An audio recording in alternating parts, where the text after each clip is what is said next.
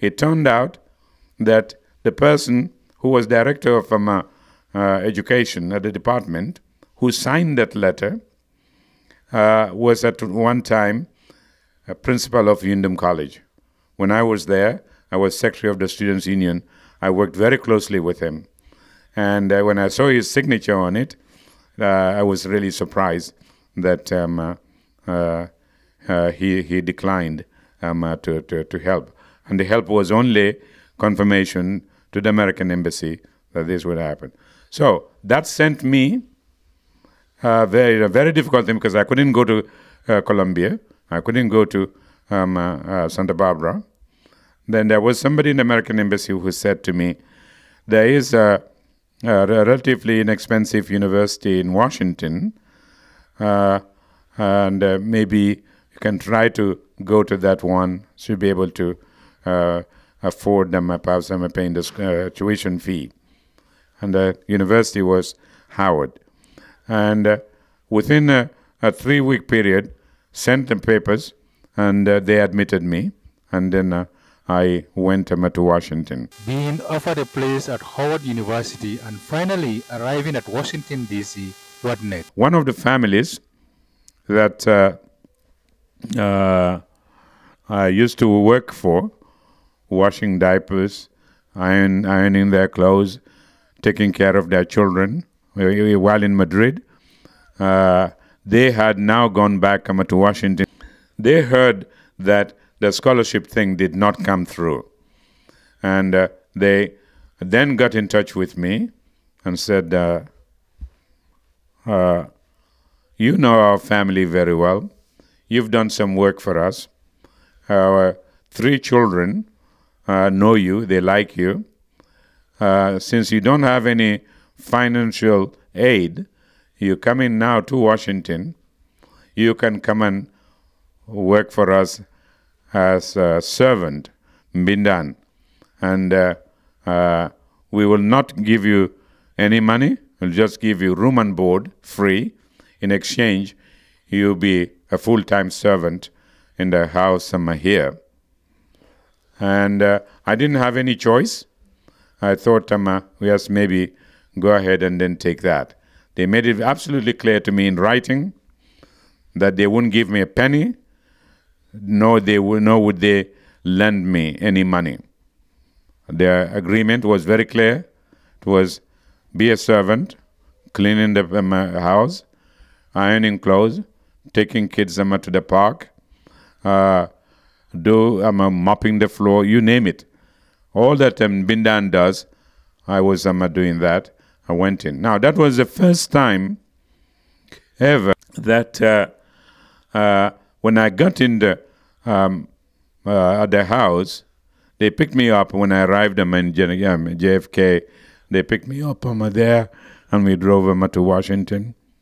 The very first night that I was working as a servant in the house, I was doing the dishes, cleaning the kitchen, and tears were coming down my eyes.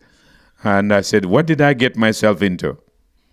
Was a qualified teacher in the Gambia, left my teaching job there, say that I want to get further education.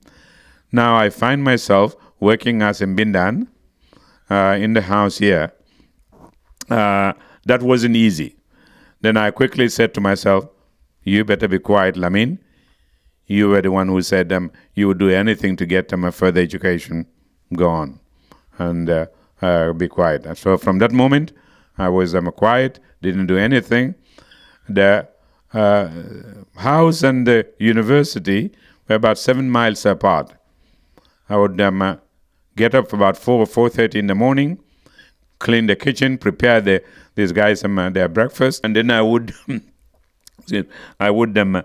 get on the bus, because I had some bus tokens, and go to my first class at 8:30 in the morning. The last thing that I wanted to do was to miss some classes. I never missed classes at all. So that was I did that with I stayed with the family for a while, and on one occasion, my bus tokens had them. I finished using the bus tokens. So I would get up a bit early and then walk the 7 miles. It wasn't easy when winter time and I snow. The thing, I would walk in the snow 7 miles just to go to my class. And when I finished class of around 3 o'clock or so, walk again. And when I come back, change my clothes and doing the bindan work for the family. I got to know them.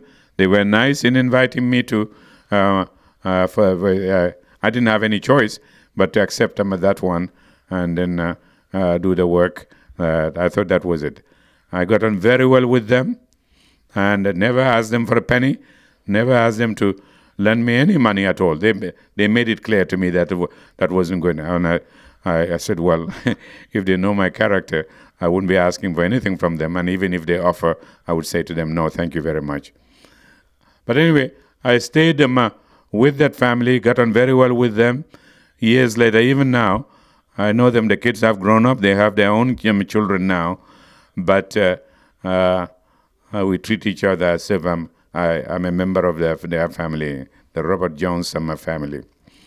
But anyway, a few things. Then I left them, started them odd jobs in Washington, and then a year at Howard. The things that were happening in that area, I wasn't too encouraged by the coursework here and there. Many of the things I had done in Armitage, and I wasn't about to just repeat those things. So I looked for I wanted to be in the Washington area because I said I'm on the path of majoring in political science and minoring in economics. So I wanted them to remain in the Washington area and looked for the most difficult university in that area, I think, to go to. And that was Johns Hopkins University. So after a year at Howard, I transferred to Johns Hopkins, lost quite a lot of my credits, and then when I went there, I said, voila, this is precisely what I've been looking for, a 24-hour library on campus, and you can study all night, you can do anything you want. But anyway, before that, Hopkins is a very expensive university. They only said to me when I transferred that we could help you financially when students who are coming decline and they don't come. We may be able to help you. So it wasn't a guarantee that they would help. But because I was eager to go there, I took 2-3 other jobs. The summertime, I really worked very hard, hardly sleeping, to get monies to pay the first semester, and that was it.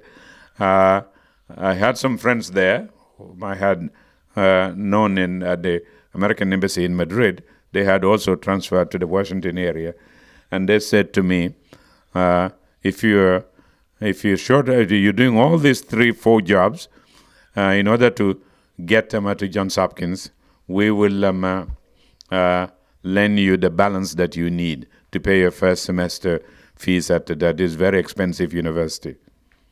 Anyway, they ended up, I think the shortfall that I had was $2,200.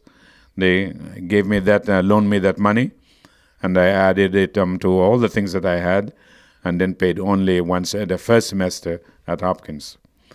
When I went there, I started talking to the financial aid director, and I said to them, I don't have money for the second semester. And suddenly dropping out for financial reasons was was not an option for me at all. I would do everything to get there. For the first time, I started getting worried. I would go to bed about 9:30, just rolling and rolling bed, not until 3-4 o'clock in the morning, not sleeping, and because I was worried that I might end up dropping out. for financial reasons. Anyway, the how that effort ended was just a chance encounter. The warden in our dormitory at Hopkins Summer Campus in Baltimore had said we ate dinner in the dining hall and we just sat there and we were chatting. He said to me, Lamin, Dr. Milton Eisenhower, who was president of Johns Hopkins University for years, and he was the brother of the American president, Dwight Eisenhower, and General Eisenhower from the Second World War. He had just retired as president, Milton Eisenhower had just retired as president of Johns Hopkins University. He apparently invites a few students to come because he just wants to connect with young students coming to this university that he had been president of for, I think, 13, 15 years. I was a bit hesitant, and he said to me, no, Lamin, come, let's go down there. I'm bringing two other students. The three of you would have an evening with Dr. Milton Eisenhower. And I finally said, yes, okay, we'll do that. I'll go. When we went to Dr. Milton Eisenhower's home, he was fantastic. Magnetic personality. He draws people to him. He's very kind indeed. So at some point, he said to me, Lamin, you must come from a very wealthy family in Africa to be able to come to this very expensive university. I didn't answer his question directly. I just changed the subject very politely. He came back again. He said to me, Lamin, he said, you come from a very wealthy family in Africa. Again, I changed the subject a little bit. It was the third time when he wanted to know how I got to Johns Hopkins. I said to myself, well, maybe just tell him. So I said to him, no, I don't come from a wealthy family, a rich family in Africa. I worked my way here. It took me 2 years to come to the U.S. and but I've been working and then paying my way through. I took 3-4 jobs to pay my first semester here. But the financial aid director has been saying, well, you decided to come. We didn't say to you we will give you scholarship. We didn't say we wouldn't give it to you, financial aid, but you decided to take the risk and then come around. And I just stopped. At that point, he said, oh, no. The financial aid director's name was Dr. Kaufman. So he said to me, no. Dr. Kaufman, said, fine, I'll call him tomorrow. That one phone call was the one that really did everything for me. It's as if the prayers and other things were all answered. And the next morning, the phone rang in the dormitory. A student came and knocked on my door and said, Lamin, Dr. Kaufman's secretary is on the phone for you. Mrs. Reed. So I went in there. Mrs. Reed said, Lamin, can you come in 30 minutes? Kaufman wants to see you. I said, yeah. So I went in there. Now, this is the guy who was almost going to throw me out of his office here and there, but he came to the secretary's section, escorted me into his office, pulled the chair, and then says, Lamin says, yeah. He said, well, you know, when the university opens here, we are busy with so many things here and there, What were you talking about again? What's the issue? I repeated everything to him. And then he said to me, well, we have funds here. We would take care of your academic thing as long as you remain at Johns Hopkins, and you have this grade point average. We will finance your education at Johns Hopkins. And then he said to me, what's your pocket money situation like? And I just said to him, well, any help would be good. So he opened a drawer, took a check out, wrote a $600 check, and said to me, go across the quadrangle, you see the bank there, and just deposit it there. And if you run into any difficulties, come back, come to me. And then the last key question that he wanted was if I knew Dr. Milton Eisenhower. Now, I'm a bit nervous. I can't lie. You can catch me very quickly. That I said to him, and I still feel bad about that because I said to him, yes, I know him very well, when I only met him the night before at his house. So I said to him, yes, I know him. Very good man. Oh, he said, he is fantastic. He was for years the best president of Johns Hopkins University. His brother, President Eisenhower, was fantastic. He's the general who won the Second World War for America. Just went on. We were chatting about Eisenhower's administration, the Second World War, and the things that we were doing like that. And then that was it. That one phone call from Milton Eisenhower to Kaufman was what did it for me. So I say, if you stay here at Hopkins, we will take care of you. I took advantage of that and stayed. Bachelor's, you have 4 years to do it. When I came, I did it in 3.5 years. I went to the graduate school of Advanced International Studies of Johns Hopkins University in Washington. They give you 2 years to do the master's degree. I did it in 1.5 years. I continued to do the PhD there, and they give you 5 years after the master's to complete your PhD. I did it in 2 years. Now, when I was doing the PhD, they gave them a stipend, some monies here and there. So I was saving that because I knew if I finished them at the PhD, I still want to go to law school because I had my thing about working for international organizations, perhaps in a legal capacity, and I need to have that law degree. And so it was public international law that was my area of focus that I wanted to do.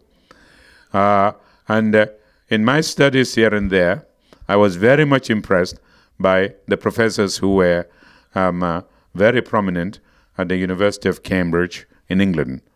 So I said, let me go and do the law degree in Cambridge and study under those professors. Cambridge admitted me. I went to England, went to the university, and these very prominent professors were just there and fantastic. I really, really, really enjoyed my time in Cambridge. The professors, the students here and there, we had groups, discussion groups here and there, everything we were getting into. So when I finished my LLB degree, the Bachelor of Laws degree, I wasn't sure if I needed to stay in England. I didn't want to get into private practice. I wanted to do public law and work for public international institutions.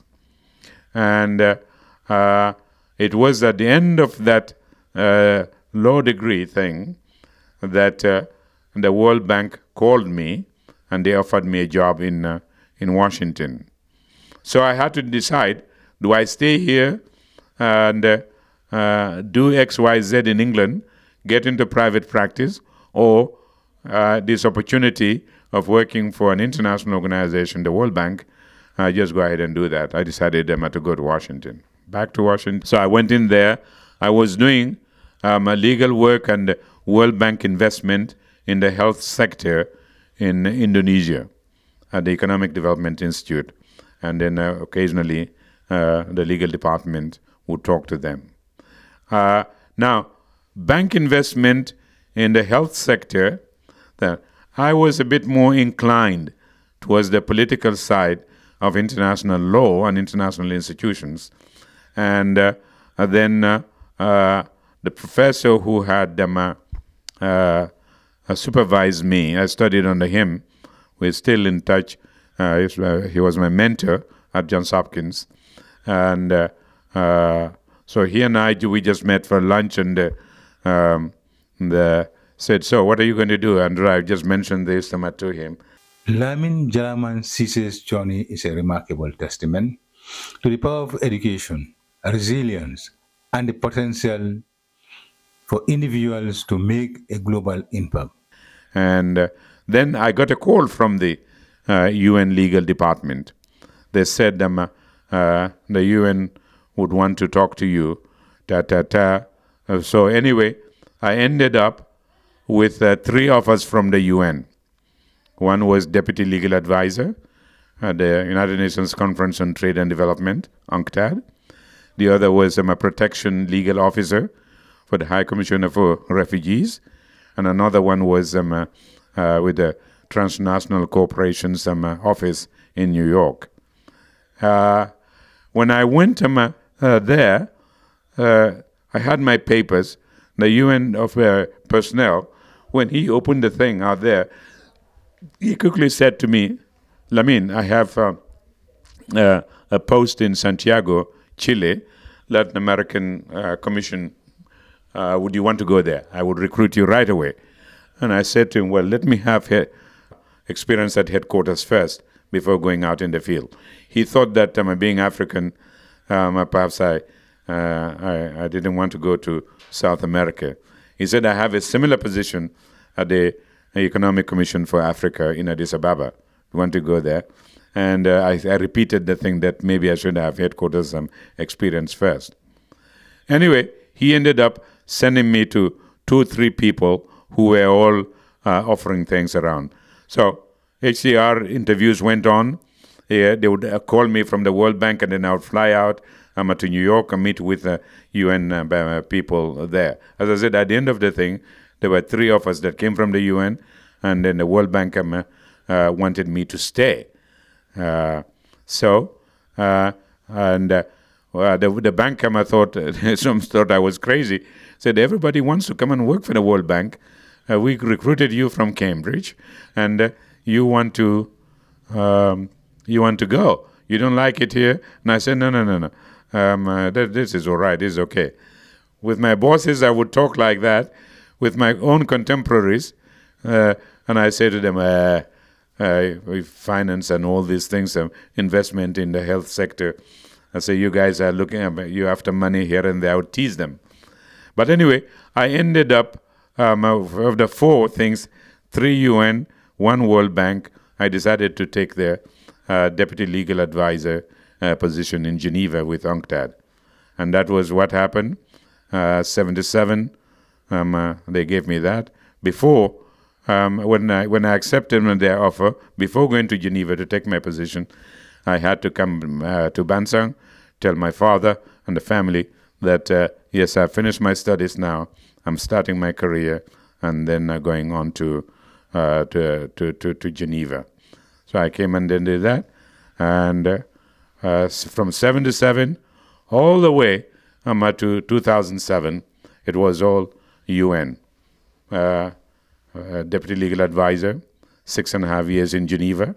Then the legal office in New York kept on saying, please come.